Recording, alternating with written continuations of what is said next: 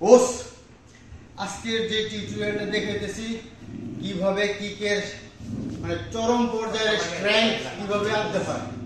মূল কিকের স্ট্রেংথের মূল কথা হলো আপনার থায়ের স্ট্রেংথ বাড়াইতে হবে এবং কাপ মাসেলসের স্ট্রেংথ বাড়াইতে হবে এবং কোমরের স্ট্রেংথ লাগবে। ঠিক আছে, আজকে আপনাদেরকে দেখাবো চরম পর্যায়ে কিভাবে করতে হয়। এটা দেখুন আর ঘুরে যে টিউবগুলো দেখো, পায়ে টিউব লাগাই নেবেন।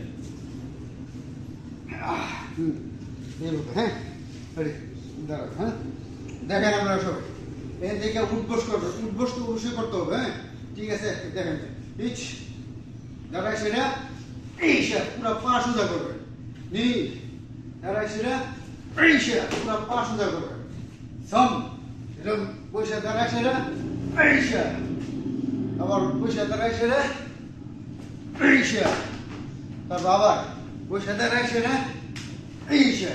ঠিক আছে, এবার আর টিউবগুলোরে সবসময় টান টান রাখবেন, এরকম যেন না থাকে, এখান থেকে যেন কিক না হয়। টিউবের টান টান রাখতে হবে। রাইট হ্যান্ড পরে কি রাইট হ্যান্ড